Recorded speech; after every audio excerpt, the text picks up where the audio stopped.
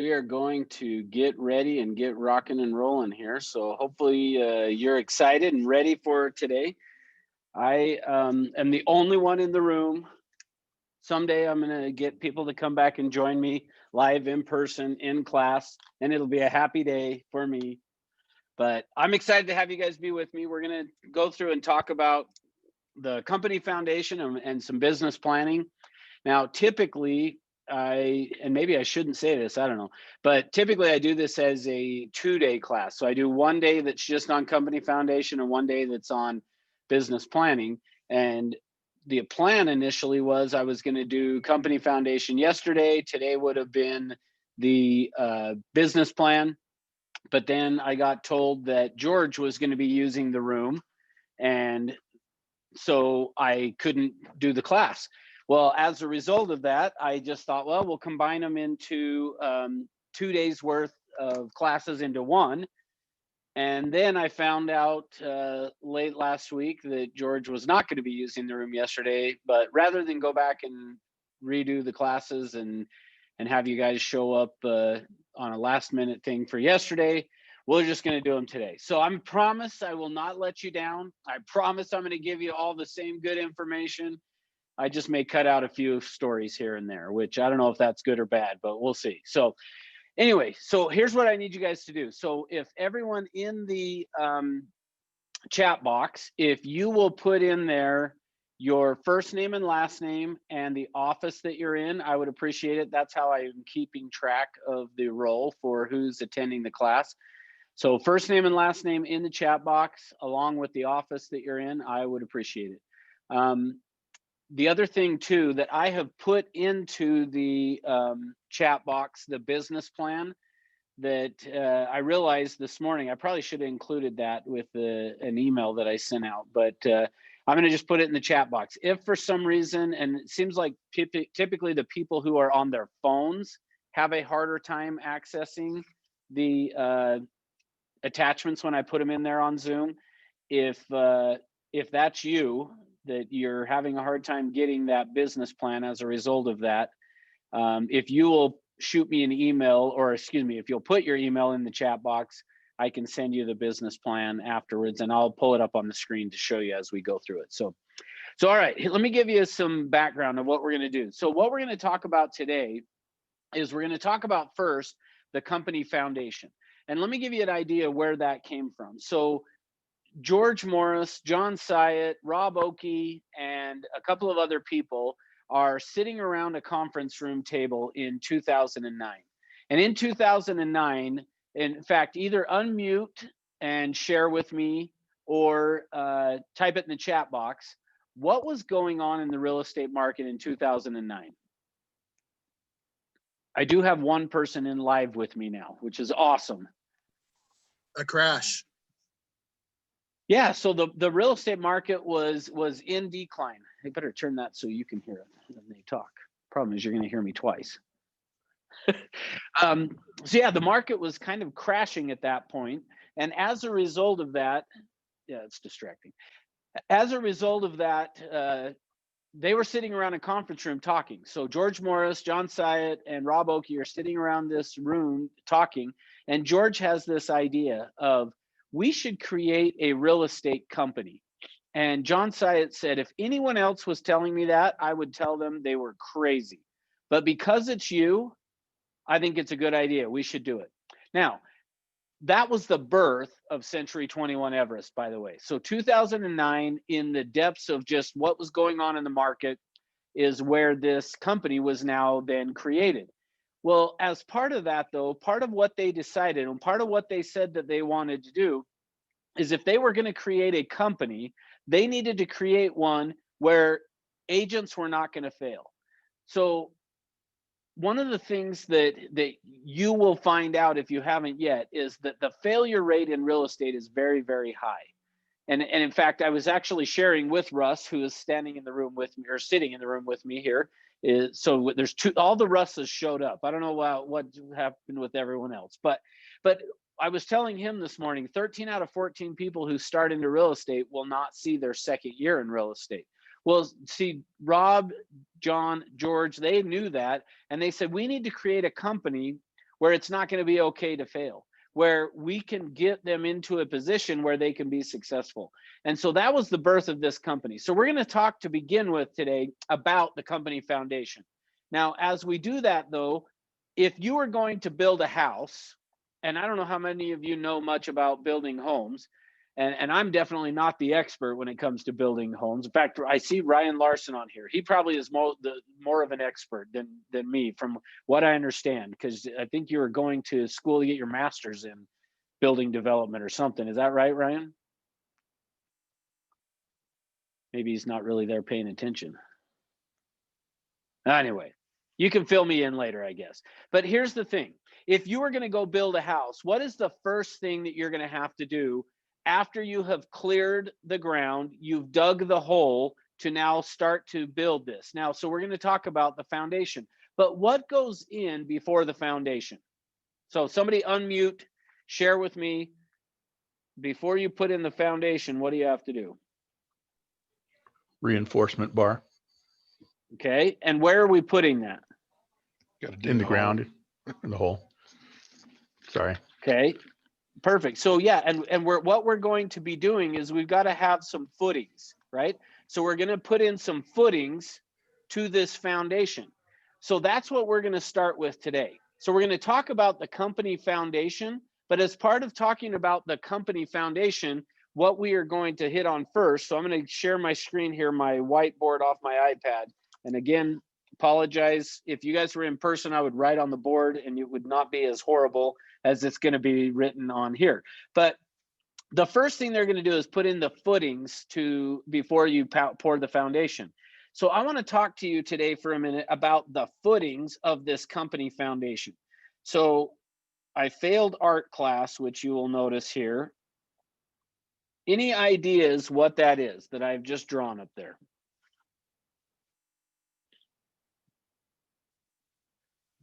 And it goes, okay, good. Russ, okay, good. So yeah, so somebody said table. Russ here said a stool, which is correct. It's actually a stool. So think of this as a three-legged stool. Every time I draw it, and now I am not a big Star Wars fan, but I can't help but thinking of those, I think they're called AT-ATs or something like that from Star Wars, that in the movie that they go wrap around their legs to trip them. Well, that's not what I've drawn. I've drawn actually a stool. So think about this stool as being your life, okay? So we're going to talk about the foundation of the company, and I'm going to give you 6 things that are imperative for you to understand in order for you to be successful in this business. But before we get to those 6 things, you have to understand this, that there are the footings to the foundation, which is this. So if this stool was your life, think of it this way, that your stool of life consists of 3 legs. And the 3 legs are this, is relationships, your health, and then finally over here, we could say money or business, however you want to say it. In fact, I like the way Brenda Lee Jones does it. Those of you that know Brenda Lee, she says it as family, fitness, and finance. So you could think of it that way, as family, fitness, finance. At the company, we typically write it down as your relationships, your health, and your business. So see, most of the time when we're talking about real estate training, most of the trainings that you would go to, what they're going to talk to you about is the business side of things. Well, that's important, and no question that the reason that you're here is because you want to make money. I get that. But what you also need to understand is, if I actually had a 3-legged stool here in the room with me, and we pulled one of the legs off, what is going to happen to that stool? If I was sitting on it, somebody comes and pulls one of the legs off. That'll break. Yeah, I'm going to fall over, right? It's going to tip me over because I'm not going to have that balance now. Now, if I happen to be sitting on it just right, potentially maybe it's not going to, but what would happen if you came and pulled a second leg out?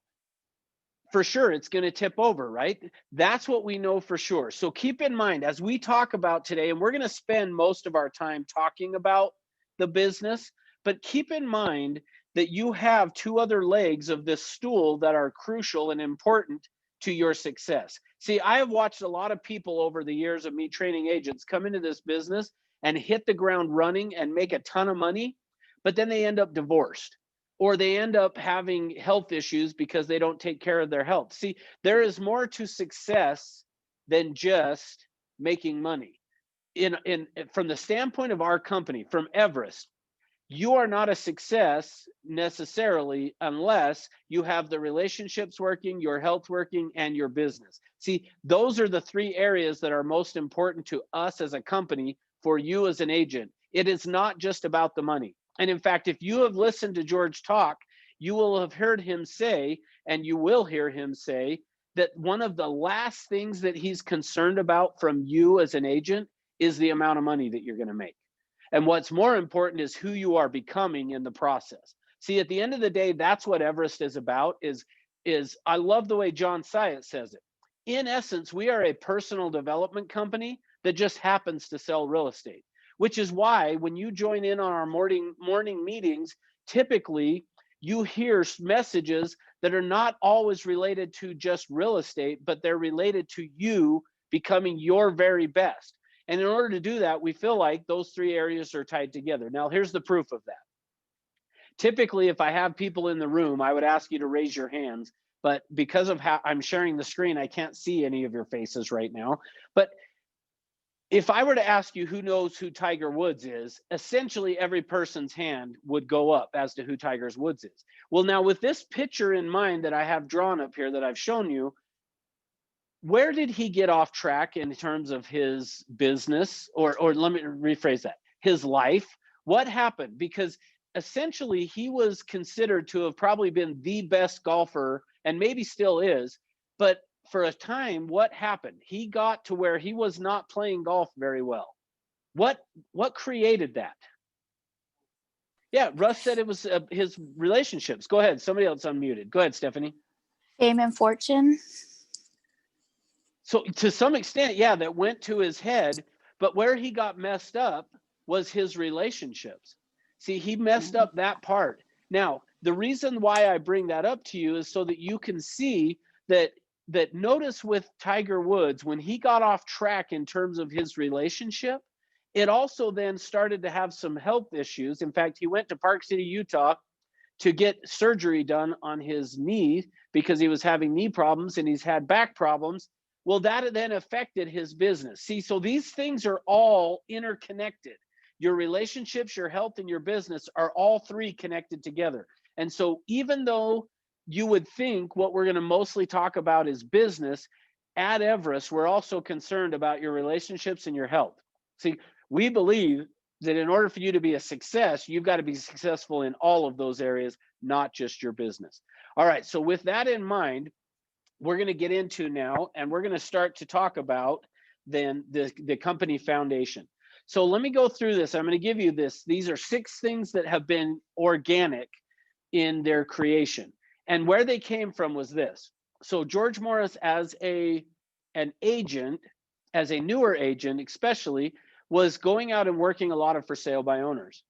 And in the process of that, he would go out and he would end up competing against multiple other agents. And these other agents that he would end up competing against started to beat him. And he wanted to figure out, what is it that the top producing agents have, that they know, that they understand, that they do, that he was not doing. And over time, on a sticky note, he came up with these 6 things, that what he noticed is the top producing agents all had these 6 things in place. And so what we're going to do now is we're going to go through and we're going to talk about those 6 things with you. So the first thing that he noticed, the number one thing that all top producers have, is that they understand their purpose. You could say it as their why, or you could say it as their dreams, or you could even say it as they have a vision. They have a vision. They have a purpose, a why, their dreams, or a vision. See, too many times, at least for me, so I've had my license now, I think next month is going to be 26 years, somewhere in that range, 25, 26 years anyway. And I will tell you, until I had come and met with and got to know George, I trained for 15 years, and I trained agents who became successful, But I'll tell you what, I didn't spend ever any time talking with them about understanding their purpose, their why, their dreams, or their vision. See, and you can be successful without that, but to really hit that top pinnacle, which if you think about Maslow's hierarchy of needs, he goes through and he talks about that the first thing is that we have these physiological needs, food, shelter, clothes, all of those things. Once we have that, then the next thing we're worried about is our safety. After safety is then are going to be, and I may not be telling you exactly right on all these, but that's not the point. The point is Maslow came up with this hierarchy of needs that basically said, once you meet the lower need, meaning food, shelter, and clothing, then we're going to worry about safety. Well, see, the proof of that is if you're starving, you would not worry as much about your safety. You would put yourself into a dangerous position in order to get food, shelter, or clothes because it's more important than that. So he had these hierarchy of needs. Well, the top echelon or the top piece, the pinnacle of Maslow's hierarchy of needs is self-actualization. At the end of the day, self-actualization is about understanding your purpose, your why, your dreams, or your vision. And really, I'm just going to sum it up as saying your why. Okay. Once you understand why you were created, basically, now you can go on and become successful. So here's the thing. Typically, and we're going to talk business planning here in a few minutes. Typically, as we talk about business planning, what ends up happening when we're talking about business planning is we throw out a number that we want to make in terms of a goal. Well, that's great. But unless you understand why you want that, it doesn't mean anything. And I'll say more about that as we get to the goals section here. But we first have to start off with this purpose, their why, your dreams, your vision. See, here's what I have found is in my trainings over the last 5 years, I have found that most people don't understand what their purpose is, what their why, what their, or have these dreams or a vision of what their life is supposed to be. So I'm going to give you some ideas of how to figure that out as well, because until you understand that, it is going to hold you back from being successful to the level that you are capable of being successful at. And that is that you have to understand your purpose or your why. Now, every morning, we will go through and we talk about the Napoleon Hill self-confidence formula. And in that self-confidence formula, we go through and talk about it. And one of the things that Napoleon Hill found, now, so let me just make sure you guys understand that who I'm talking about. Napoleon Hill is the guy that wrote the book, Think and Grow Rich. If you have not read that book, you need to read Think and Grow Rich. But in that book, what he talked about was his mentor, which was Andrew Carnegie. Andrew Carnegie told him, you need to go out and interview all of these people and then figure out what it is that they have that is created their success in them. Well, so Andrew Carnegie goes out and he interviews all these people and he comes back and writes the book, Think and Grow Rich. And in that book, one of the things that he says is that those people, they understand their definite chief aim in life. Do you know what your definite chief aim in life is? Because if you don't, that's the first piece you've got to figure out on this purpose, this why, is what is your definite chief aim in life? See, and then from there, it's figuring out, okay, now that I understand what that is, and you can go after it, now we can then go through and set our goals. So if you're struggling with that on understanding what your purpose is, your why is, here's what I would ask you to do. So I'm going to invite you to do this, not today, but I'm going to invite you to spend some time doing this to figuring out what is your purpose or what is your why. And here's what I would recommend to do if you're not sure. Now, if you know, great. Tune out for the next few minutes. But if you're not one of those people who knows it, I'm going to give you some ideas of what you need to do. My recommendation for you is that what you would do is sit down with a piece of paper. So get a legal pad or something, some blank piece of paper, and write at the top of it, what is my purpose? And after you've written that on the top, what is my purpose? Then what you're going to do is you're going to start to write down every single thing that comes to your mind, any thought that comes to your mind.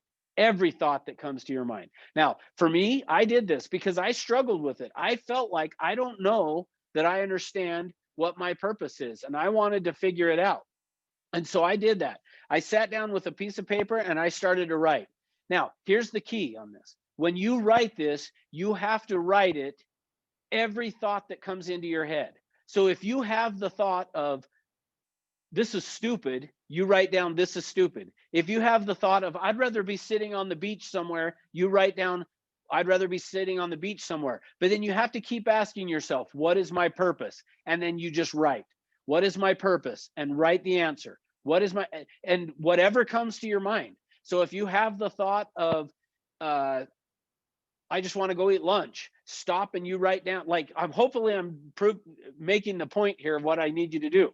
You have to write it down, every single thought that comes into your head, no matter how crazy or how stupid it is, you're going to write that down. Well, so that's what I did. So I wrote, what is my purpose? And I started to write, and I wrote, and I wrote, and I wrote, and I wrote for an hour. And at the end of the hour, I was like, I still don't know. So I had set aside an hour. So what I did is I said, okay, well, I didn't get there. I am going to keep at this, because the person who recommended for me to do it this way, they said it could take several hours for you to get to this, but you have to set aside the time and just write it out and keep writing whatever comes into your mind. Well, so I set aside another hour. On another day, I sat down and said, okay, I pulled out the piece of paper again. I said, okay, I'm going to do this again. What is my purpose? And I just started to write, and I wrote, and I wrote, and I wrote, and I wrote for another hour. Now, what should happen is, in the process of you writing this stuff out, you should have something that you emotionally attach to, that's something that down in your gut or in your heart, maybe even say it that way, that you're going to feel like, yep, that's it. That's what my purpose was. So for me, let me tell you what it was for me. Is it took, at the end of that second hour, I was still like, I'm not sure that I've gotten this.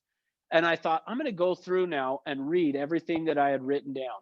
And as I went through and started to read everything that I had written down, and I wrote, and believe me, there was a ton of things written down, but as I started to read through that and read every little thing, and I had written stuff like, I'm hungry, I want to go get something to eat, I don't know why I'm doing this, this is stupid, I'm never going to figure it out. I wrote all those kinds of things down, but what I kept noticing is a common theme that kept coming back over and over and over again. And for me, here's what it was, is I wanted to help other people to become better. That's what I started to notice, is that is what my purpose was. That is what my why was. So now, with that being said, the reason that I am standing up here teaching you guys today is because I have found that is what my purpose in life is about. See, I know I could go make more money selling real estate than what I am making from being a trainer for you guys. I 100% know that because I did it. But here's what I also know, is that I am fulfilling what my purpose is, which is more important to me than the amount of money. Now, with that in mind, once we have identified what our purpose is, our why is, what our dreams or our vision is for what we want to accomplish, now we can go on to number 2. So number 2, we're going to spend a little bit more time on here. So number 2 then is going to be our goals, our plan, and a schedule. Okay. So now let me remind you what we're talking about. This is the foundation. What we have found as a company is, for you as an agent to be successful, the first thing you have to identify is, what is your why? What's your purpose? Once you've identified that, now we can then start to work on goals, plans, and schedule. See, too many times, and for me personally, like I said, for 15 years, I taught agents how to be successful, and I felt like I did a pretty good job at it, but I always started with, okay, well, let's set your goals.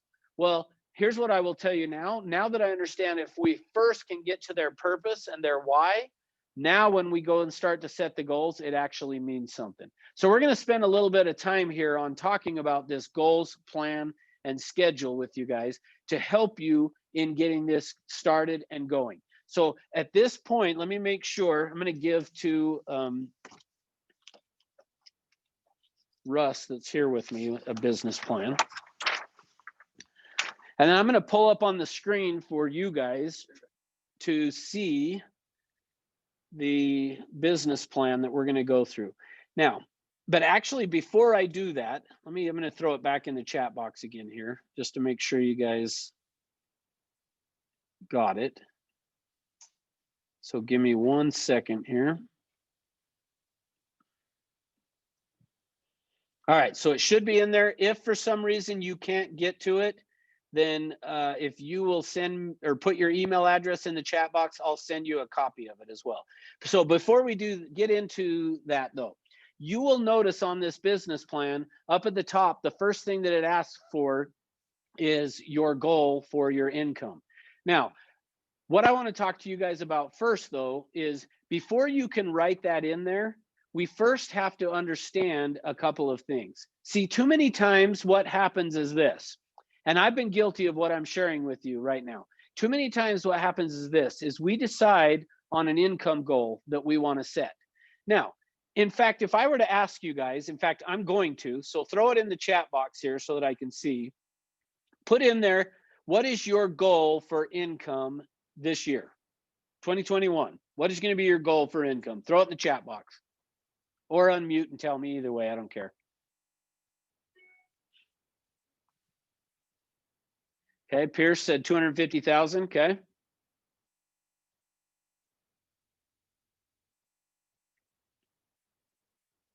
Pierce is the only one that has a goal. Oh, there we go, Carla. 200,000. Okay, good. What about the rest of you? 100,000. Okay, so I've got 100,000, and then Russ said 150,000. Stephanie says 100,000. There we go. Now you guys just must be delayed, and there must be a delay between Zoom, me talking and Zoom or something. So let's see. Ash has got 100,000.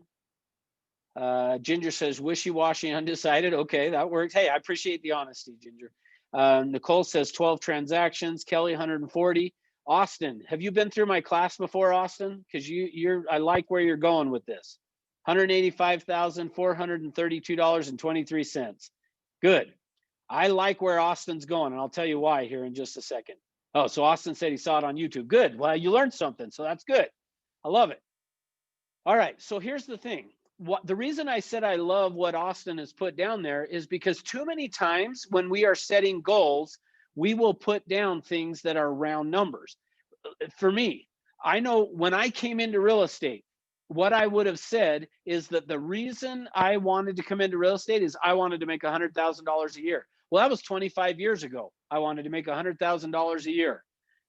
Guess what the most quoted number is for a goal in terms of income? 100,000. Almost every agent out there will have that. Now, there's nothing wrong with that because usually what that says is I've never made that amount of money before, so that's the next goal, which that's great. But I'm going to give you a little bit of the secret to achieving the amount of income that you want to make. And the first thing that it is, which is why Austin said 234,345, is because it needs to be more specific.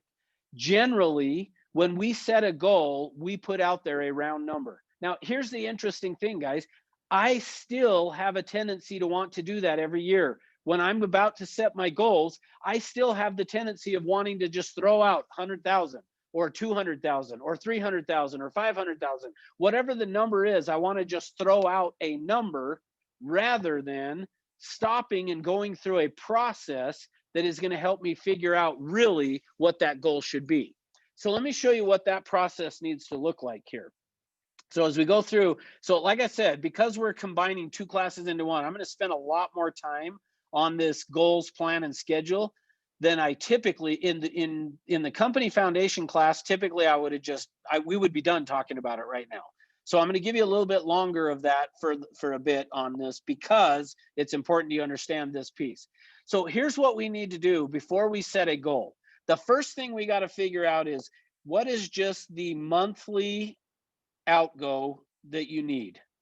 So how much money do you need? Now, I'm not expecting you to tell me this in the chat box. Don't answer this one to me, but you need to understand this before you go through and set a goal for what you want your income to be. And here's what I'll tell you. If you will go through this process and do what I'm going to share with you, you have a much higher chance of you accomplishing the goal. And I'll tell you why as we get through it. But you need to have this piece in place or you're less likely to achieve your goal. See, as I mentioned to you, I know that the majority of agents set the goal to have $100,000 of income. Meaning when I say most agents, I'm just talking across the United States. If we were to have everyone give us what their goal was, the median goal is going to be 100,000. That's what people are going to do, is because that's just where most people say it. Yet, that's the most quoted goal that agents would have, yet very few in the business actually achieve that. Isn't that interesting? That the average number of transactions that get done across the country per agent is about 2. And here's the other thing that's interesting. Our local board of realtors, so for the Salt Lake Board of Realtors, for you guys in California, unfortunately, I don't know this, but I know it's still the same. So if that makes any sense, I haven't actually fact checked this, but I would 100% be willing to bet that it is the same or maybe even lower. And here's what it is. The 50% of the agents in any board of realtors do 0 transactions every year. Stop and think about that for a minute. 50% of the agents who have their license do 0 transactions every single year. The next chunk of agents do 2 transactions per year. See, the average number of transactions that gets done per agent is between 2 and 3 transactions per year. Yeah, Pierce said, ouch. That's exactly right. But here's the thing. So here's what I'm saying is most agents set a goal for 100,000, yet half the agents that set that goal accomplish 0, do 0 transactions. See, I don't want you to be that. And so I'm going to give you some ideas that are going to help you actually accomplish your goals and do that. And the first thing that we have to do is we have to understand really what's behind the number. See, if you understand what's behind the number, you got a better chance of doing it. All right, so with that in mind, the first thing that we're going to do is we got to figure out what's the monthly outgo. How much money do I need just to pay my bills every month? How much do I need to make the house payment, the car payment, a credit card, student loans, utility bills, cell phone, all of those kinds of things? How much money do you need? Then write it down, okay? Now that I've figured that out, here's the next thing that we're going to do in terms of us deciding what our income goal is going to be. See, here's the beautiful thing about real estate. There is nothing to stop you from going out and making as much money as you, make sure you hear what I'm saying right now. The only thing stopping you in real estate from making the amount of money that you want to make is you. You are the only thing that is stopping you from making any income. Because here's what I'll tell you. We have within our company agents who are making over $2 million a year. Between Utah and California, we have agents in California. Our top agent is going to do, or did, I think, and I don't know her final numbers, but over $3 million in income. In Utah, in little old St. George, Utah, which half of you guys in California probably don't even know where St. George is, never even probably heard of it. Our top agent in Utah lives in St. George and is going to do $2 million in income, or did $2 million for 2020. So can you make that kind of money? Absolutely you can. The only thing that's stopping you from doing it is you. And it's what you believe that you can do that is holding you back from you being able to do it. If you actually knew it and believed you could do it, you would do it. All right, so let's talk about how do you get yourself to do it? Well, the first thing is decide you're going to do it. That's the first thing. So then once we've identified, here's how much money I need on just a monthly basis. Here's the income I need. The next thing to decide, and I'm giving these to you just, this is not in a specific order. It's just the way that I'm thinking of them right now. The next thing I want you to decide is, do you have some debts that you want to eliminate? And if you do, how much do you want to eliminate in debt? Now go through and decide that. See, if you've got a credit card that's got $5,000 on it, or 10,000 or 20, whatever it is, decide, are you going to pay it all off, or do you want to pay only a certain portion of it off? You decide how much you want to pay off of that debt. Do you want to pay off your house? Whatever it is, decide. Then write that number down. Next thing is, do you have any trips or vacations that you want to go on? Now, I got to pause on this and ask you guys a question. Do you know and this is where I need your participation. So unmute or throw it in the chat box. What is the difference between a trip and a vacation? Any ideas? You're gonna love my definition. Go ahead, Stephanie. Or The duration of the trip. okay, good guess. Any other thoughts? Kids. That's right. Carla's heard this before. Yeah, the difference between a trip and a vacation is you take your kids with you on a trip, but a vacation has no kids with you. So yeah, Nicole said it too. Good. Yeah. All right. That's a joke, by the way, but sort of. All right. So what trips or vacations are you going to go on? So you got to decide which trips or which vacations you want to go on during the next year. Once you have identified the trips and the vacations that you want to go on, now here's the next piece of this. This is crucial. What you need to do is you got to actually go and plan the trip though. So stop, make a decision as to where you're going to go on these vacations or the trips. And then from there, you're going to go is decide how much is it going to cost to go there? What hotel am I going to stay at? What excursions am I going to do while I'm on that trip or that vacation? And how much is that totally going to cost in order to go and do that? Once you have identified how much that is going to cost you, or maybe cost isn't the right word, but how much you're going to spend, once you figured that out, now you can then write that down. Now, let me just share with you a quick story on that. I had an agent that I came over to Everest from Coldwell Banker about 5 years ago. And when I got over here and I started to train this, the very first time that I trained this, I had an agent that was from actually the Orem office that came to the training.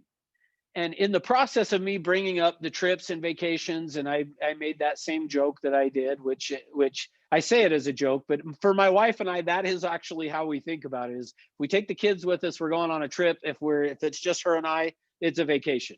But I was talking about that and joking about it, and this particular agent stopped in the class and she said, you know, I have never taken my family on a vacation, which, like I say, with my joke, I would say, yeah, me either. I've never taken my family on a vacation either. But what she meant by that is that she had never taken her kids with her to go and on a trip outside of the state of Utah. They had gone camping, stuff like that. But she said, I have never actually spent money to take my family and go somewhere. And I said, awesome. Do you want to do that? And she said, yes. And I said, great. Here's what I want you to do then. Her name is Lisa. And I said, Lisa, here's what you need to do then. You need to go and actually plan that trip. I want you to go and decide where you're going to take them. And she said, I already know. I want to take them to Disney World. I said, great. Make the plan. So she went and she found out how much was the airfare going to cost? How much was the hotel going to cost? How much were the tickets for Disney World going to cost? What was she going to pay for in terms of their food and their lodging and all that kind of stuff? And she went and planned it. Well, now in the class, I didn't know that. I just told her in the class, if you want to accomplish this, you've got to go do what I'm asking you to do. And so she went and did that. Now, I didn't know that she went and did it until about 1.5 years later. Here's what happened. About 1.5 years later, this agent walked up to me in one of our summits. So back before COVID, when we were having summits in person, this agent walked up to me. And this has probably been about 3 years ago now. But she walked up to me in one of the summits and she said, hey, Russ, I don't know if you remember me. And I said, well, yes, of course, I remember you. And I did. I remembered who she was.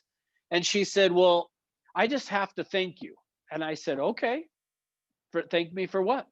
And she said, I went and did exactly what you asked me to do in the business planning class. And I said, okay, what's that? And she said, I went and I planned the trip. I made the decision. This is what we're going to do. This is where we're going to, we're going to go to Disney World. We were going to go for this many days. This is how we were going to do the trip. I was going to pay for my kids. I think she took her grandkids as well. I'm pretty sure, but I don't remember how many if she had grandkids or not anyway.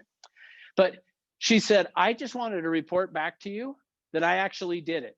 I accomplished it and I did that. And she had made over 125,000. I don't remember exactly how much, but she had made more income. She had only been a stay-at-home mom. I shouldn't say only. That's my wife would kill me if she heard me say only a stay-at-home mom. That's horrible. She had been a stay-at-home mom, and what I mean by that is she hadn't worked outside of the home. That's probably the better way of saying it, because it's a lot of work. I know, I see what my wife does. So it's a lot of work, but she hadn't worked outside of the home. And so for her to come into real estate and start real estate, and in her first year make over $125,000 was a huge accomplishment. And she attributed it to going through and doing exactly what we're talking about right here. So I tell you that just for you to understand, you have to stop and take the time to do this. Stop and take the time to decide, what debts are you going to eliminate and how much money are you going to put towards it? What trips or vacations are you going to go on? And then actually go and plan the trip. You've got to go plan the trip. And when I say plan it, meaning figure out exactly which hotel you're staying at and how much the tickets are. Like, you got to get the exact cost and then put it down into this number right here. All right, next. I'm going to just write down here things. What things do you want to buy?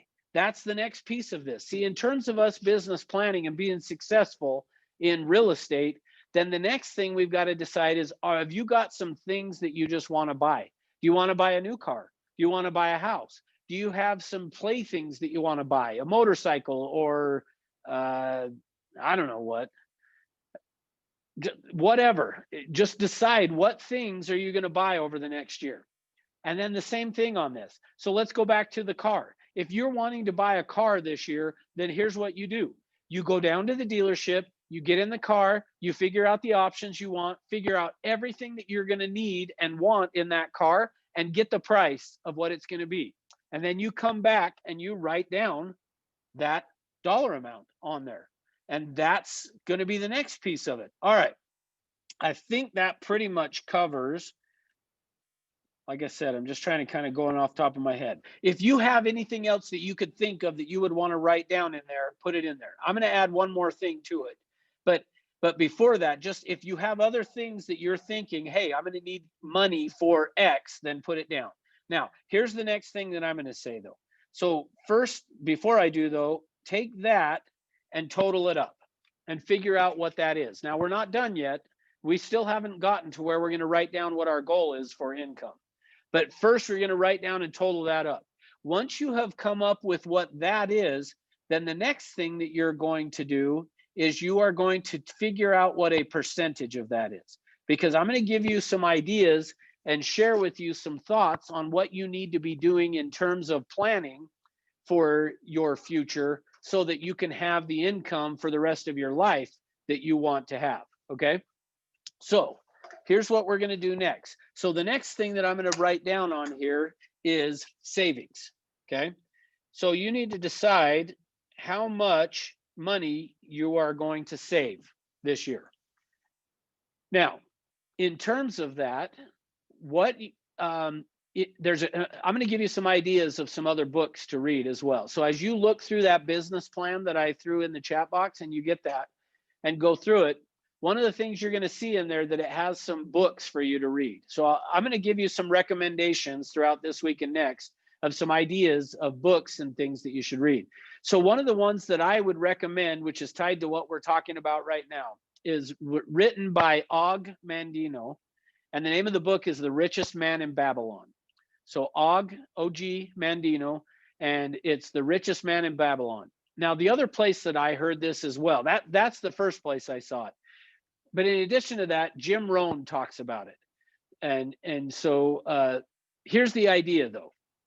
This part of your goal in terms of income should be 70% of the money that you're going to make. Should be so whatever your goal is going to be, 70% of that goal is these pieces here. So we've talked about the 70%. Now let's talk about the other 30%. So savings is going to be the next part of this. Now, in terms of that, there are two pieces of this. There's two pieces of the business that are savings that we want to have. So there's going to be a 10% towards passive savings, 10%, and 10% towards active savings. So far we talked about 70% being up here, and then we're now at the 20% down here. Although it looks like I wrote 19%, that's 20, 10 and 10, sorry.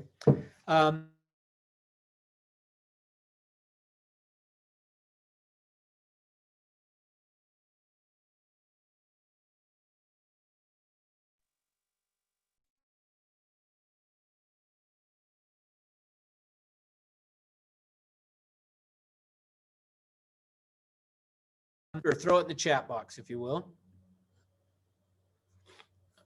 Am I having problems with the sound?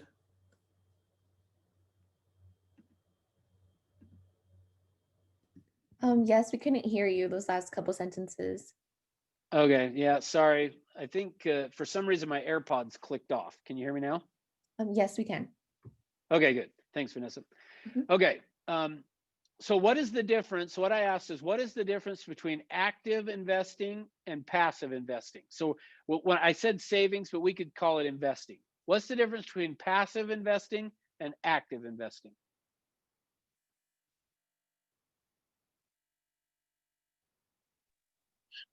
Russ, I have down that active is something that you're actively involved in, like say flipping a house.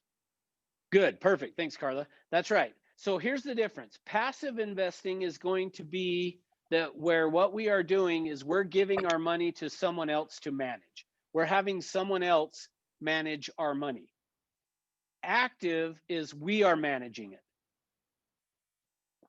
So think of that as being like what Carla said. Maybe I'm going to buy a house, fix it up, and then turn around and sell it. That's the difference between active investing and passive. So in that book, in the Richest Man in Babylon, what he says is you should have 10% of your investing or your income should go to passive investing. So you should basically be giving 10% of the money to someone else to manage. And the idea of that is, if you stop and think about just kind of how our economy works, what happens is that we give money to a banking institution of some sort. They then go out and lend that money. So stop and think about when somebody goes and gets a loan to buy a house, that money comes as a result of people doing passive investing. Well, we want to do our part in helping to participate in that. That's Jim Rohn. That's the way that he says it. We have to do our part of putting money back into that passive investing to help keep the economy functioning and rolling, so that there is money for people to go and borrow to go buy a house, to go buy a car, and those type of things. So we want to participate in that as well. So 10% of our income should go into passive, letting someone else manage it. The other 10% should be actively managed by us. And so that is where what we are going to do then is take that money, and we want to go out and look for it. Now, in terms of you and being an agent in real estate, you're going to come across some really good deals. You're going to come across some people who just need to sell their house and to get out of it as quickly as they can, and they need a cash offer ASAP. Well, hopefully you're in a position that you can do that. And the way you're going to get to that position is by creating this account for active investing, that you could find a home that needs a bunch of work that you could fix up and turn around and sell it, or you buy it, fix it up, and keep it as a rental property. That's kind of what you should be thinking about doing. Now, in the meantime, until you can do that, you call me when you find that really good deal, if you're not in the position to do it, because I want to do it then. So if you come across one and you're not in the position to be able to buy it yourself, you call me. Don't forget to call Russ, because I'll gladly take it and help purchase that property. All right. That's the little commercial for you to send me some deals. I'm just kidding, sort of. But that's how you want to do it. So you want to be thinking of it that way. And then the final 10% down here should be for charity. Pick some type of a charity that you want to donate to. And again, this is right out of The Richest Man in Babylon and Jim Rohn as well. Pick a charity, a church, United Way, like whatever it is you want to donate to. Find some charity out there, and then you should give back.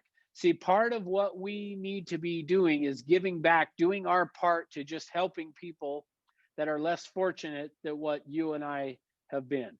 And so we want to give 10% back to some type of a charity. So that added together should equate now to the 100%. And once you add all of that up, should give you what your income goal should be for 2021. That is the process that I would recommend that you go through. And now here's the question. What do you think the chances are that if I actually go through and do that, that I'm going to land on a 250 or a 300 or a $100,000? Instead, it's going to come out to be some other number like what Austin came up with of 234,000. See, I want it to actually mean something. All right, so let's see. Ginger said, what about taxes and business operating expenses? Yeah, good point. I probably should have thrown something in for that up here. So we'll say expenses up here. And I would say include your taxes in that. Now, here's the thing with that is while we're on that piece, I am not an accountant. I'm not an attorney. I'm not a CPA. So don't trust what I'm about to say, I guess, is what I'm telling you. Go talk to a professional in that area. But I can tell you about my own experience with this. And here is what I have found is that a good CPA, a good accountant is worth every penny that you're going to pay them in what they're going to save you. See, and I learned that the hard way. When I first started in real estate, I had gone and hired a guy to do my taxes that was more of a bookkeeper. And it was a guy that just lived down the street from where I grew up. So I had known him most of my life. Went to him, had him do my taxes my first year in real estate. He did it. I owed a bunch of taxes. I paid him. The next year I went back. He figured my taxes. I owed a bunch more in taxes. I paid it. But that particular time I said to him, hey, his name was Roger. I said, Roger, should I go and get set up as a corporation? Because I've been reading and hearing this stuff about that I should do that. And he said, oh no, with the income you're making, you don't need to do that. So I didn't.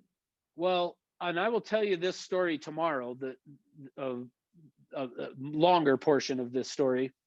But the next year, I more than doubled my income. And I went back to Roger to do my taxes, and we sat down and we went through my taxes, and I owed a ton in taxes.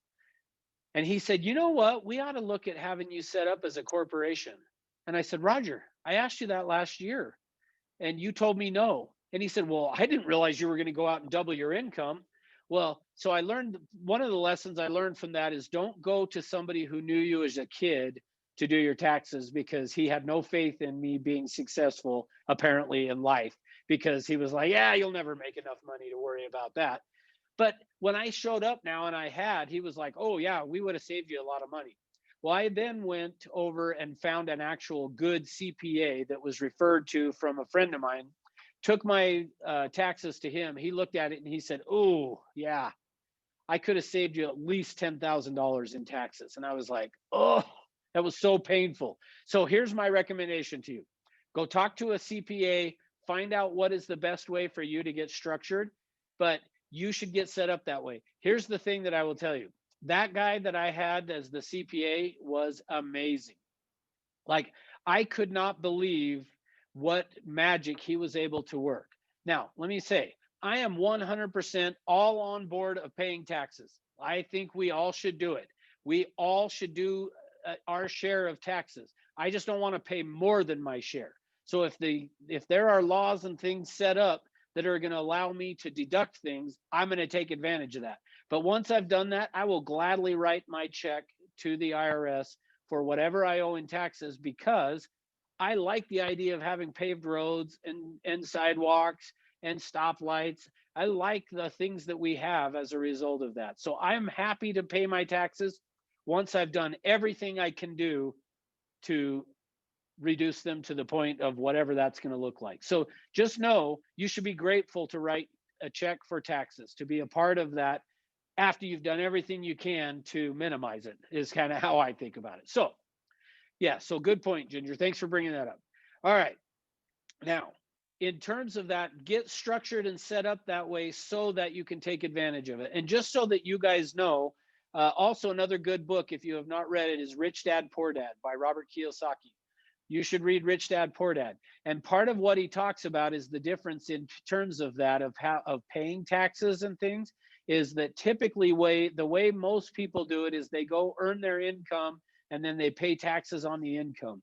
What the wealthy do is they go out and set up a business. They go take whatever deductions they can and pay taxes on whatever is left over. That's the approach that you want to take. Is, like I said, follow all the laws, do everything correctly, which, by the way, I forgot to mention this part. That guy that did such an awesome job on my taxes was so good at what his job was.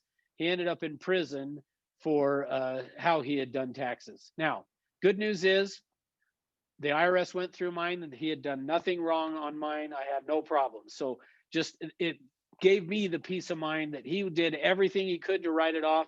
Unfortunately, I guess for some people, he did more than he should have to writing things off. But for me, thankfully, it wasn't. It was a sad day when he went to jail because he did such a good job on my taxes. But I found somebody else that does just as good. So anyway, they're out there. So find somebody good to take care of your taxes. Figure out, should you be set up as a corporation or not? Are you going to do it as an LLC, a professional corporation? You know, however you're going to do it, go talk to an accountant or an attorney to figure that out. But figure that out so that you know that you are set up to be structured in the very best possible way so you don't pay 50% in taxes. All right.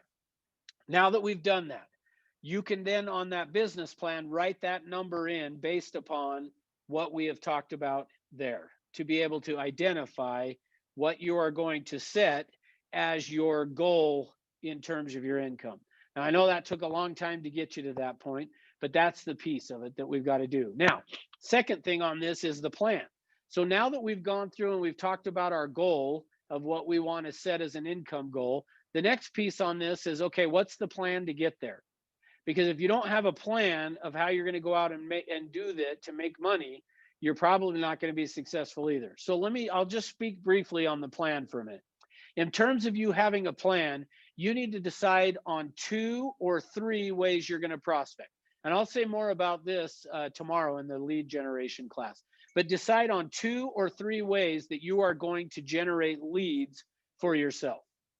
Once you have identified those 2 or 3 ways, then we can go to work on it. Now, let me say this though.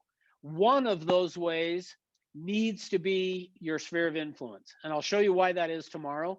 But part of your plan of meeting that income goal needs to come as a result of you working your sphere of influence. If you are saying, well, I don't have one, I'm going to teach you next week how to create one then. But one of the ways has got to be working your sphere of influence. And in fact, I'm going to give you, this is where I'll give you a little bit of a commercial for my SOI class. I'm going to give you a process for working your sphere of influence that if you will follow it, it will work.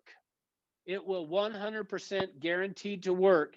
I'm going to give you 4 protocols that if you will follow those protocols and do them, it is guaranteed to work. 100%. So you just need to be able to have that in place and ready to go on what are the 2 or 3 ways you're going to do it. And like I said, we'll talk tomorrow about that. So if you're not sure, I'll give you some ideas tomorrow in terms of lead generation. All right. Got to come up with a plan. Then the third thing on this, on number 2, is the schedule. You got to come up with and decide on a schedule. So I'm going to give you an idea on a schedule here. So I'm going to create one for you of what I think the ideal schedule should look like. Now, with that being said, you may have to modify it a little bit. You may not be able to do it exactly the way I'm going to say. But here's what I will tell you is in terms of you creating the schedule, your schedule has to start the night before. The night before is when your schedule starts. Now, it's not for the reason you typically would think. Generally, I ask the question of why should it start the night before? And people will tell me, well, because then that way you can kind of go to sleep and your brain can work on it. That's great. I'm all for that. But that's not the main reason I say that. The main reason I say it for the starting the night before is some of you are night people, not morning people. And so as a result of that, you will stay up all night long, way into the wee hours of the morning before you go to bed. Well, if you have set up your schedule to start at 5 a.m. or 4:30 or 6, whatever time it is you've set your schedule to start, but you don't go to bed till 2 or 3 o'clock in the morning, the chances of you getting up when you are planning to go down. So the reason I say it's got to start the night before is you got to figure out what time do I need to go to bed to get the amount of sleep that I need to get. See, for me, I'm pretty good on 6 to 7 hours of sleep. My wife, on the other hand, needs 8 or 9 hours of sleep. So as a result of that, you've got to figure out, in order for me to get up at the time I want to get up the next morning, but to get the hours of sleep that I need to go to bed at X time. So you figure out what that's going to look like. So figure out what time you're going to go to bed. But then in the morning, so I'm just going to write this out and just say morning here. You can decide what time that is. I actually heard a stat or a quote or something that most of the people who are multimillionaires wake up in the 5 o'clock hour. So you decide what time you want to get up. For me, once I heard that, my alarm was set for 5:59 so that I could wake up in the 5 o'clock hour. All right. This is the bad part. I can't see if you're laughing or not. So I'm just going to trust that you were. And if you weren't, then I guess I'm not as funny as I thought I was. But decide what time you're going to get up in the morning. So the reason I'm saying morning, all right, thanks, Nicole. I appreciate that you laughed. So decide what time you're going to get up in the morning, and then that's what time you're going to. But here's the things that need to take place in the morning. You need to do some form of oops, I'm writing and trying to talk at the same time, and it's not working very well. So I'll just put an R, exercise. So you need to figure out a time that you're going to exercise. And my recommendation is that you would do that in the morning, is you should get up and exercise in the morning. So get up and decide what time you're going to exercise. The other things that should take place in the morning is some type of reading. Spend some time reading, whether it's books, whatever, or scriptures, whatever you want to do, but read something. Some people say, I like to get up and read from the Bible. Others, I just going to get up and read something. That's fine. But you should do some form of reading in the morning. The other thing that you need to do is eat. I know a lot of times people will say, remember I talked about back here. So let me just remind you, back here, the health part of this, right? So this is where I'm going to tie that in, is a lot of times people will just say, oh, well, I just don't want to eat breakfast in the morning. Well, part of what you should be doing, if you went and hired a trainer, they're going to tell you need to eat breakfast in the morning. So you need to eat in the morning. So I think in the mornings, you need to plan into your schedule a time to exercise, time to read, time to eat. And I hate that I have to say this next one, but I'm going to say it, shower. After you've exercised, make sure you take time to not stink. That's probably the better way of saying it, is don't stink. I have had too many times, the reason I bring it up, I have had too many times where I have gone down and said, all right, this is pre-COVID, but I would say, okay, let's get together and make some phone calls. And I'm going to go down and stand next to somebody for an hour or two and listen to them make phone calls and coach them on it. And the whole time I'm standing there, I can tell they have BO. Like, don't stink. In this business, don't stink. In fact, I had a mentor early on in my career or when I say career, in training. So I've been in real estate 25 years, but when I got my desire to start training, and I had the guy that was mentoring me into that, I was talking to him one day and I asked him, how can you tell the difference between the people who are going to make it in real estate and the ones who aren't? And he said, the only thing that you have that you can tell for sure, is if they stink. If they stink, they're not going to make it in real estate. So don't stink, I guess, is what I'm telling you. And I had one time I taught this class, and actually, no, it was a morning ascent that I brought that up. And I said, don't stink. The next day I got on a plane, I flew down to our St. George office, and I went and did a training down there. And one of the agents that I was standing there talking to, I could tell she hadn't washed her clothes or hadn't showered, one of the two. And I was just like, oh, I hate that I have to say this. So don't stink. There you go. All right. Next is, so those things need to be done in the morning time. Now I'm going to start to get to some times for you guys. So now in California, you're going to be an hour different than what I'm saying on this. But every morning on weekdays at 7 a.m. Pacific time, so I'll put the Pacific time here, 8 a.m. Mountain time, we are doing morning ascent. And actually, I probably should even back up from that. At 6 a.m. California time, 6:15 California, 7:15 Utah, there is a role play that goes on. Now, I know that also in California, Armani and Lewis are doing a role play, I think at 8:30 your time. I believe that's when it is. So if you, it might be 9:30 actually, but participate in some type of a role play as well. So I guess I'll throw that in right below shower. It is 8:30, Stephanie said. Okay, good. Yeah. So for if you guys in Utah can't do the 7:15 with Rick and Ruby, you can participate in the 8:30 California time, 9:30 Utah time, the role play that they're doing down there as well. And it's all on Zoom. So do some form of role play. But then at 7 o'clock Pacific, 8 a.m. Mountain, we do morning ascent. I'm just going to abbreviate that to MA. Morning ascent.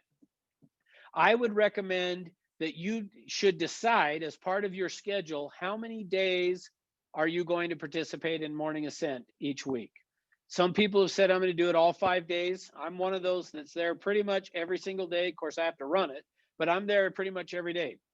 There are others that are like, hey, I'll commit to going 3 times a week. But decide how many times per week you're going to participate and then do that. Okay, so that's from 8 to 8:30, 8:45, depending on who's running the meeting. But every day, morning ascent. Then after that, so I'm just going to say 9 a.m. should be prospecting. Now, I mentioned to you guys that we have our top agent in Utah, in St. George, Utah, I believe he hit 2 million. If not, he was really close to 2 million, but in income for 2020.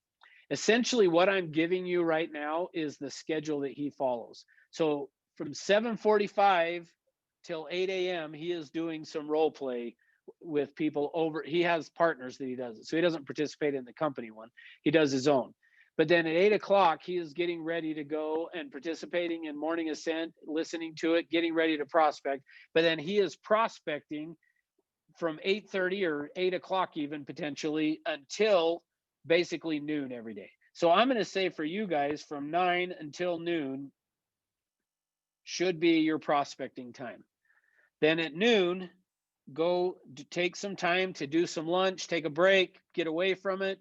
Which, by the way, in terms of your prospecting, which if you were on Morning Ascent yesterday, we talked about, John brought it up, is do 50 minutes of prospecting, take a 10-minute break. Do 50 minutes of prospecting, take a 10-minute break. Well, then at lunch, take an hour or at least a half an hour that you just kind of go, okay, check out of it, go do something that is taking your mind off of it, okay? Then 1 o'clock is a great time to do lead follow-up, okay? So you go through and do your lead follow-up from 1 o'clock until 2 o'clock. 2 o'clock then would be appointment prep time. And then 3 o'clock and 5 o'clock, whoops, I'm running out of space there. And 5 o'clock are your appointments. So here's the idea of this, is you should decide what your schedule is going to look like. You need to have a spots put in there for appointments. You need to have spots put in there for your prospecting and lead follow-up. Outside of that, everything else will take care of itself. You'll figure out how to get the other things done if you will do this. But here's what Brian Burnett is doing and making $2 million a year is he is essentially home every day at 6 p.m. He has one day of the week that he will do 7 o'clock appointments. So one day of the week, he will do appointments from 7 until 8-ish, I guess, and then he goes home. But his goal is to be home by 6 o'clock every day. So he's prospecting in the morning, he's doing appointments and things in the afternoon and home by 6 o'clock every day, with the exception of one day a week, he will do a 7 o'clock appointment. Now, here's the idea. So when you're prospecting then, and you come across a potential appointment, rather than saying what most people do is, well, when do you want to meet?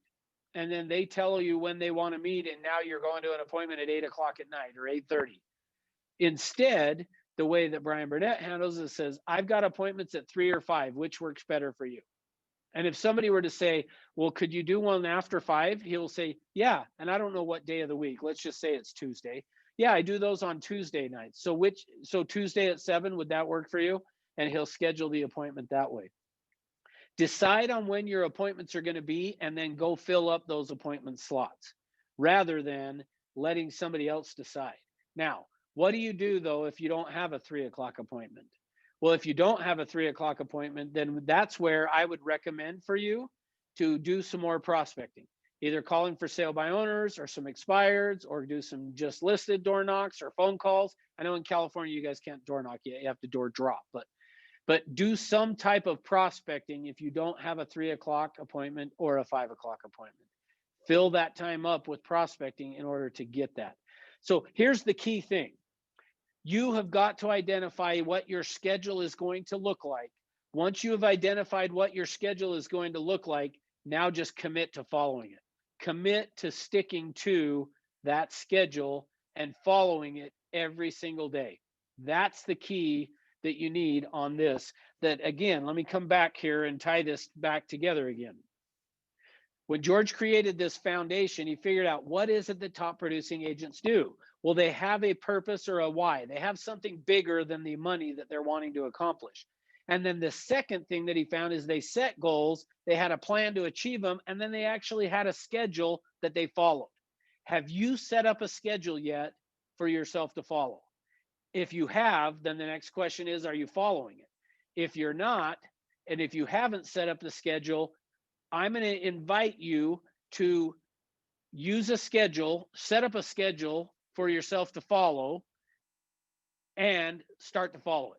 So get a schedule put in place and then start to follow the schedule that you have put in place. All right. Any questions on that real quick? I probably should do that before I go on. We're going to go to number 3 next. But let me check and see if you guys have any questions first.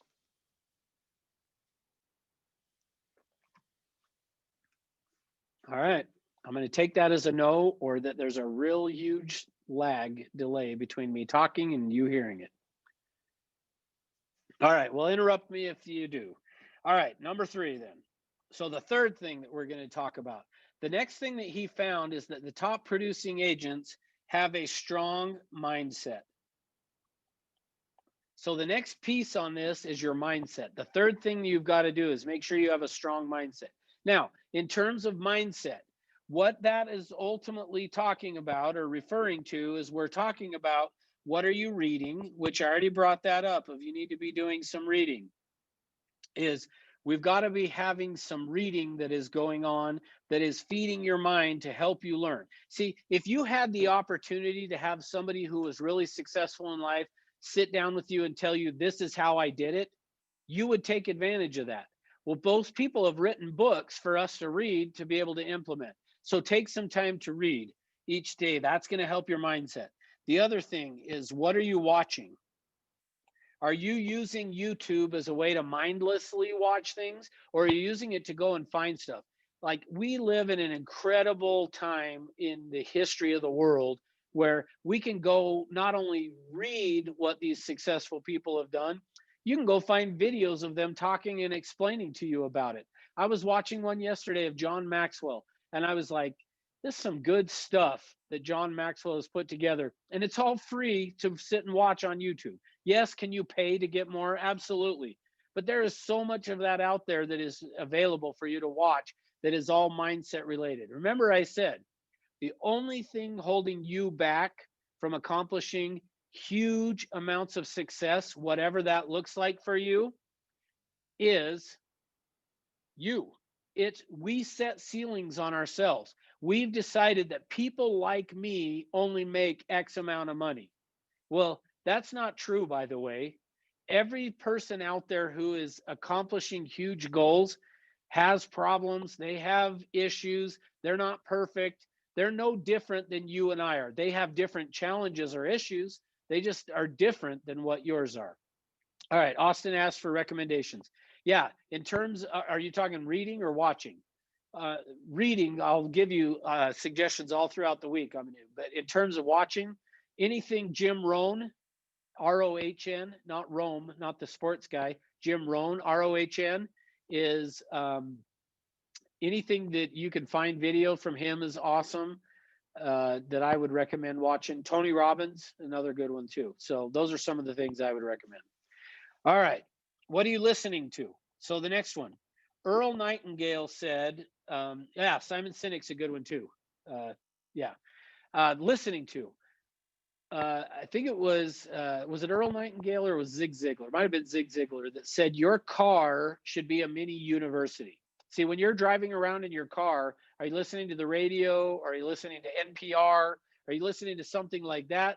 Or are you listening to things that are going to help grow your mind? Again, back to podcasts. Where there are podcasts and things out there where you've got people who have told you, here's how I did it. Here's what I did. Here's what you should be doing. And are you using your car as a chance to learn from that? Or are you putting on things that are going to create fear and doubt in your mind? That's what we want to be careful with. All right, next. Let's see. I'll say it as associate. Who are you associating with? Take a look at the people that you're hanging out with. Are they people who are challenging you to think bigger and better, or are you the smartest one in the group? If you're the smartest one in the group, might be time to find a new group. And I'm not saying you shouldn't hang out with some of those people. I'm just saying that you need to be hanging out with people who are thinking bigger than what you are. It'll challenge you. It'll help you to want to think bigger, to accomplish more, and to do more. So be careful with who you're associating with. I love the story that I had heard about using a journal. And somebody had brought up about they were reading in their journal and they noticed that on one day of the week that they were always really negative in what they had written in their journal. Well, they stopped to think about it and realized that that was a day of the week that they would go to lunch with this same group of people. And they started to think about what would happen at that lunch and realized everything that was going on at that lunch was negative, negative, negative, negative. And as a result of all that negativity on the that lunch, they would go home and what they wrote in their journal was negative. See, so pay attention to, are the people you're with inspiring you, lifting you up, or are they dragging you down? And if they're dragging you down, it might be time for a new group of people. All right. There we have it on mindset. So that was number 3, mindset. Number 4 is going to be discipline and accountability. Now, I do have to apologize. I'm trying to get you guys more involved, but because I'm hitting 2 things at once, I'm just fire hosing it to you today. So I apologize for that. We'll slow it down a little bit tomorrow, but I want to make sure I get through and get all this information. So if you have questions or comments, throw them in the chat box or unmute. Discipline and accountability. What is the difference between discipline and accountability? Well, here's how I think about it. Discipline is internal, accountability is external. If I say I'm going to get up and go to the gym tomorrow and I just get up and go to the gym, I've got good discipline and I was disciplined enough to do it. But in the event I say I'm going to get up and go to the gym and I don't, then I need to get an accountability partner, somebody to hold me accountable. I know for me, when it comes to going to the gym, if I don't have somebody that is going to meet me there, I'm not going to go. Meaning I would go for a few days, but I've just learned over time, I slowly quit doing it. So for me, I have learned if I'm going to do that, I need an accountability partner. I got to get somebody that is going to say, why didn't you show up? I got up at 5:59. Why didn't you? Right? So I got to get that person that's going to hold me accountable. Same thing in terms of your real estate. If you are finding you have a hard time getting yourself to prospect, get an accountability partner. I will tell you right now, for me, that is the thing. I would not be here talking to you guys today if it were not for an accountability partner, because, and it was not by plan. It just happened by chance. But here's what happened with me. When I got my license, the way that the training program that I went through was just my manager sitting down with us twice a week and saying, what questions do you have? Well, there was me and another lady by the name of Shirley. Shirley and I would sit down in these meetings, and then the manager would get up and leave, and Shirley and I would sit and talk. Well, after she sat and I sat and talked for a while, I was like, hey, have you been prospecting? This was early on as I'd gotten my license. And she's like, not really, but because I kind of don't really know what to do. And I was like, well, I don't really know what to do either. And she said, well, maybe let's just get together and let's do it together every morning. And we said, okay. Oh, am I cutting out? Is it cutting out or is it just Barbara? You're good. Okay, cool. All right. So I guess it's just you, Barbara. But so I got with Shirley and I just said, great, every day. And so every morning, Shirley and I would meet and then we would prospect together, meaning we would go out door knocking. She would take one side of the street. I would take the other side. In the afternoon, we would jump on the phone. And I'll tell you more about that story tomorrow as well. But we would prospect together. And I'll tell you, there were days when I was like, yeah, I don't feel like prospecting. And Shirley would say, nope, you're prospecting. And so she would force me to prospect. And then other days she would say, I don't think I have time to prospect today. And I'd go, are you kidding me? You told me yesterday that I had to. So if I had to yesterday, you have to today. Like we would hold each other accountable. So if you've got the discipline to do it on your own, great, do it that way. But if not, I will tell you one of the things that is holding you back if you're not prospecting, if you have had your license for a couple of weeks even, and you're not prospecting yet, you need an accountability partner. Set a time that you're going to get together with them and make phone calls. You have to do it in order to get yourself to do that. I promise. All right. Let's see. Pierce said number 4 falls in line with the concept of internal versus external locus of control. Yep, you're exactly right. That is exactly right, Pierce. All right. Number 5, skill set. So there are 12 skills that you need to have mastered or be mastering. So let's go through those 12 skills. The first one is on setting appointments. Now, we're going to go through these throughout the week, as this week and next week, as we do these classes with the training. So just know I'm going to hit them fast today, but we're going to spend a ton of time tomorrow on setting appointments. So that's one of the skills you've got to get good at, is setting appointments. And number 2 then that we will talk about as well is lead follow-up. We spend all of this time prospecting to generate leads and appointments, and then we don't do lead follow-up. I will tell you, my experience with this is agents are not good at lead follow-up. So you got to have a system and a structure set up in place for you to do lead follow-up. Most of the business is going to come from lead follow-up. If you were on Morning Ascent today, Karen Campbell talked about that. She talked about the percentages. Very few times are you going to get a deal on the first phone call. Most of the time, 75 or 80% of the time, it is going to come as a result of continuing to follow up, and most agents don't do it. So we'll say more about that. All right, next. Number 3 is going to be pre-qualifying.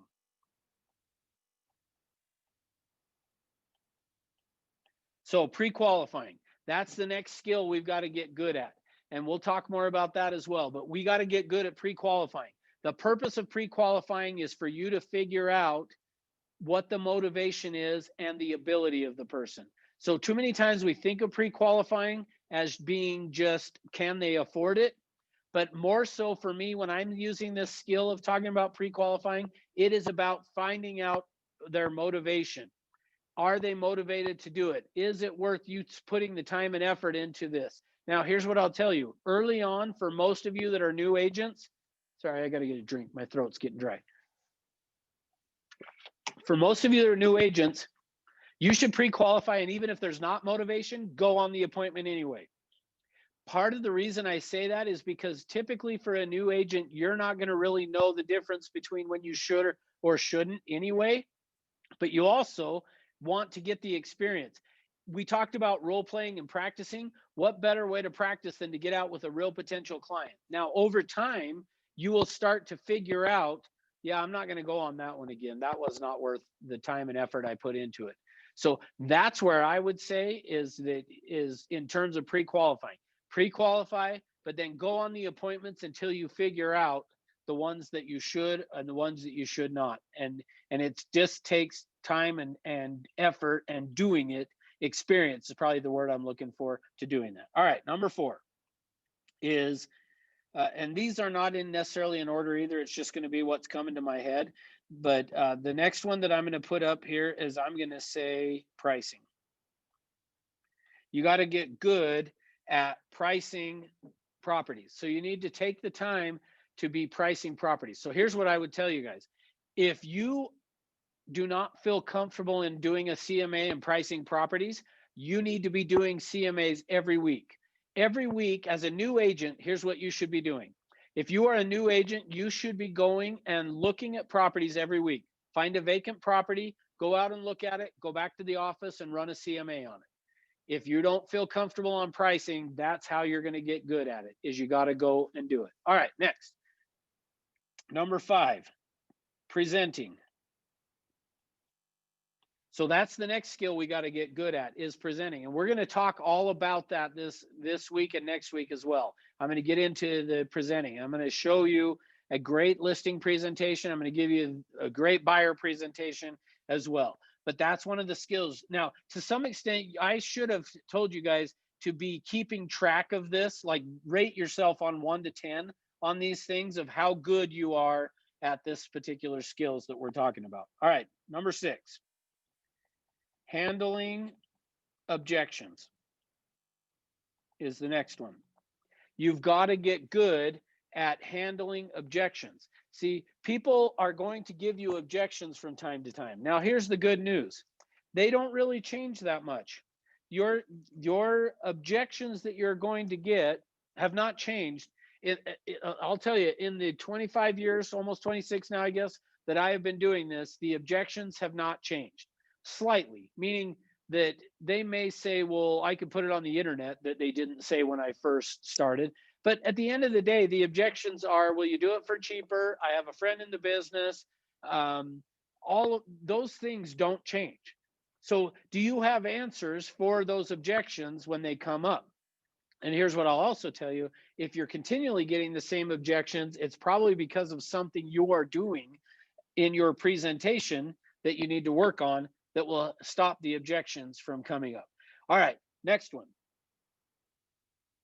This one we haven't needed too much right now, but it still is needed from time to time, and that's price reductions. How good are you at getting price reductions?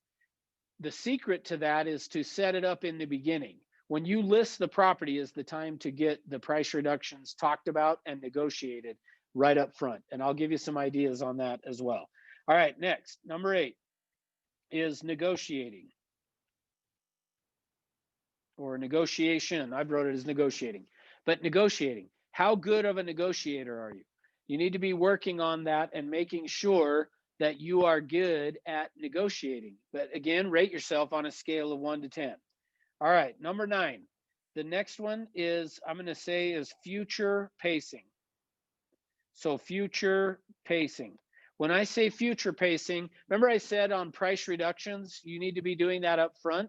Essentially, that is through this future pacing. Sorry, my handwriting is so horrible on my iPad. I mean, it's bad anyway, but it's worse. Future pacing. When we're talking about future pacing, is letting your client know what to expect, planning ahead. So with a buyer, letting them know, hey, when we go do this home inspection and you get the report, it's going to look like that whole house has so many problems. Well, that's not really what the case is. They're just protecting themselves as a home inspector, but they're also basically bringing you up to speed of here's the things to watch out for.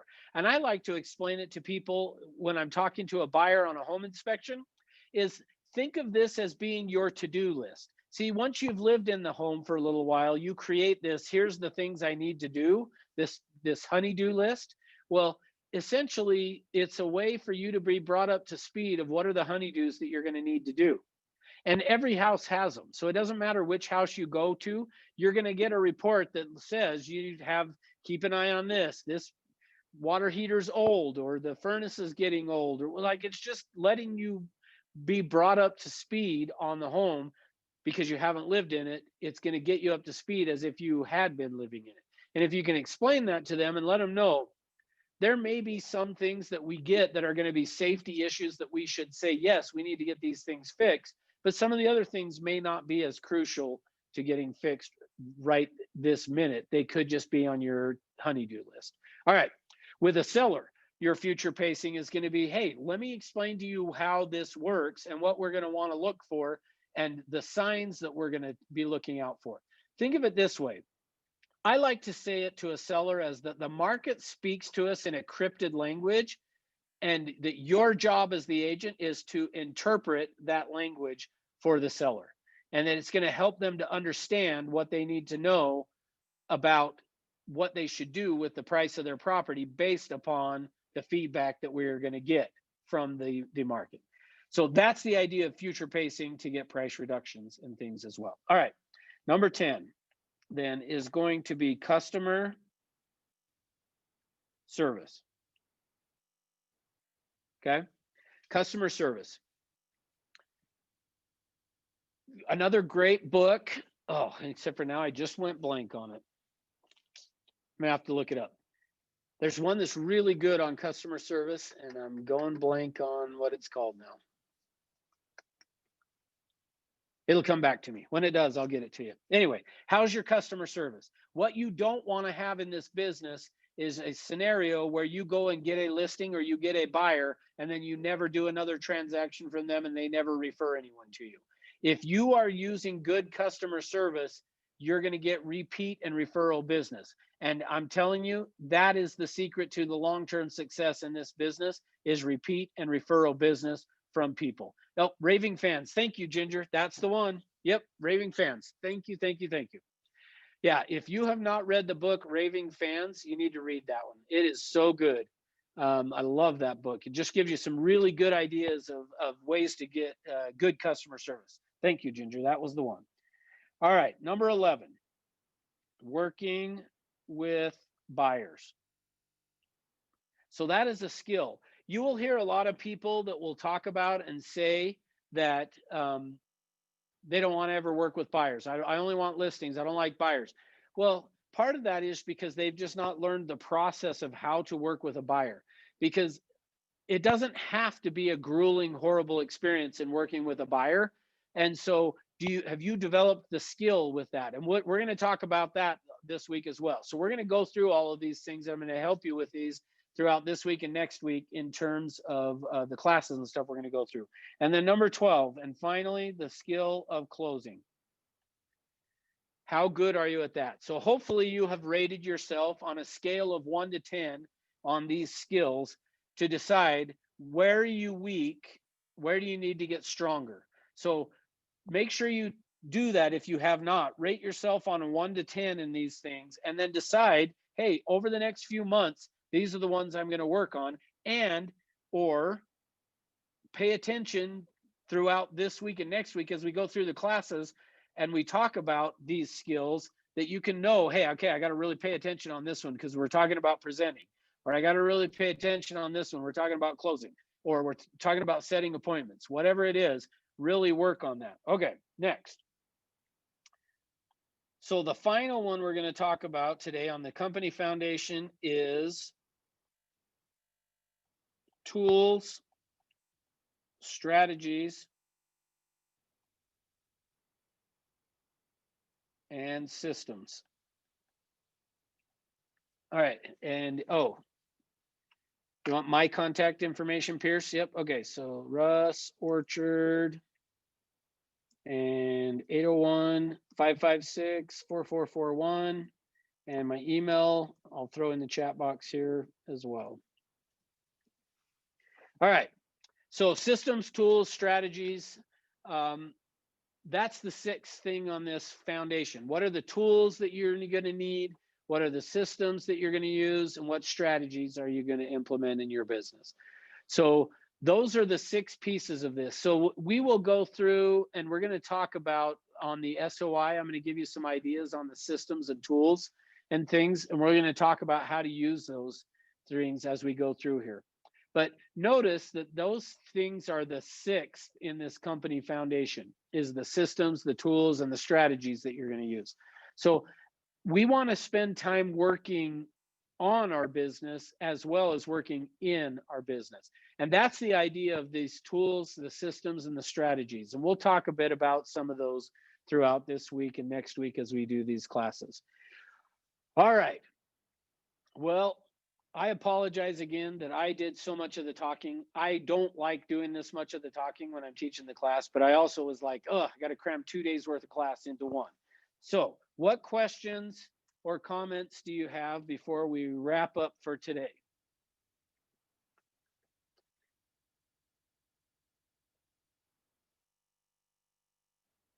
And while I guess I'm waiting to see if you have any, so tomorrow's class will be on lead generation. So what we're going to do is we're going to go through and just talk about all the different ways that you can generate leads. We're going to talk about how to set appointments. That's where most of what we're going to spend the day on tomorrow.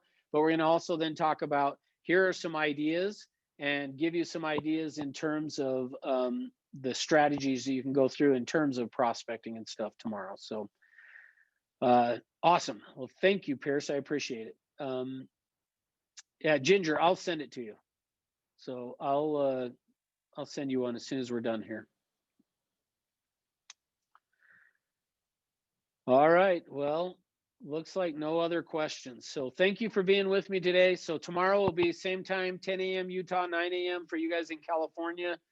And we're going to get into the lead generation and talk a bit about that. I'm going to give you some strategies and ideas and how to be successful at getting your business going. So thank you, thank you, thank you. Have an awesome day. And for you guys that are in Utah, if you know Rick Bentley, today is his birthday. Make sure that you tell him happy birthday today for you guys that know Rick. So anyway, thanks for being here, guys. We'll talk to you later.